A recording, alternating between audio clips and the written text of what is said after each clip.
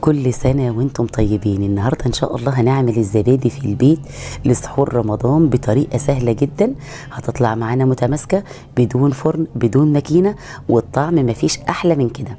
تابعي الفيديو معايا للاخر، ولو عجبكم الفيديو ما تبخلوش علينا بلايك. اول حاجه كده هجيب 2 لتر من الحليب ده اللي هو الحليب الجاموسي بتاع الفلاحين.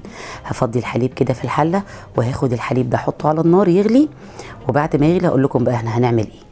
هسيب بقى الحليب يغلي على النار، وهحضر الفاكهه اللي انا هحطها في الزبادي. هجيب هنا 2 كوباية من المانجا، دي كنت شايلاها في الفريزر، احط عليها نص كوبايه من السكر. طبعا السكر ممكن نزوده او نقلله حسب الرغبه.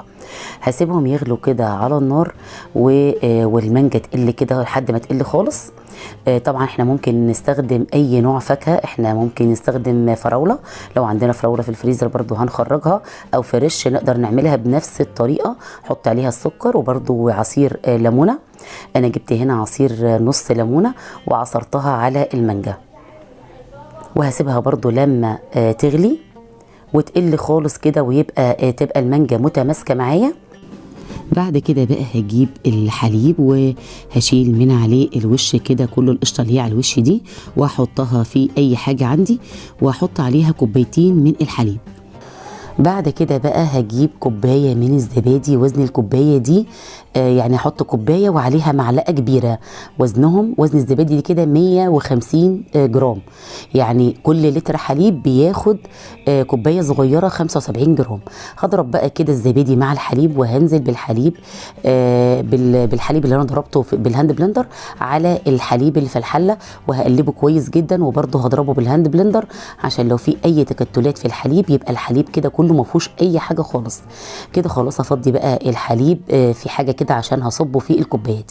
طبعا هجيب اي كوبايات عندي، انا دي عندي كوبايات حجمها كده صغير شويه بحب اعمل فيها الزبادي. هحط بقى كده معلقه من الفاكهه اللي انا عملتها، سواء بقى مانجا او فراوله او اي حاجه عندي، واحطها في الكوبايات كده من تحت.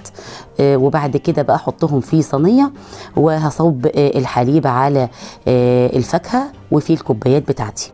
طبعا عشان نضمن ان الزبادي دي تكون متماسكه في الكوبايه، لازم الكوبايات دي تكون مغسوله ومتنشفه كويس جدا، ما فيهاش ولا نقطه ميه. بعد كده بقى هخلي اجهز ميه تكون سخنه، ولا هي بتغلي قوي ولا هي دافيه، تكون سخنه. وهصب كده ميه في الصينيه، وهغطي الصينيه بتاعتي باي حاجه، باي صينيه تاني يعني. وبعد كده بقى هحطها في اي مكان دافي. انا حاططها في الفرن كده عادي عشان بس تكون بعيده عن الرخامه، عشان الرخامه تبقى ساقعه. وهسيبها بقى في الفرن ليله كامله، يعني سبتها لتاني يوم. وبعد ما طلعتها من الفرن طبعا بتكون متماسكه شويه برضو، ودخلتها التلاجة لمدة 3 أو 4 ساعات، وكانت متماسكة جدا زي ما انتوا شايفين، وطعمها تحفة، وكمان موفرة جدا جدا عن بتاع بره. كوباية الزبادي دلوقتي وصلت ل4 جنيه، وطعمها والله العظيم ما حلوة زي اللي بنعملها في البيت. بجد بتاعة البيت دي ما تتعوضش.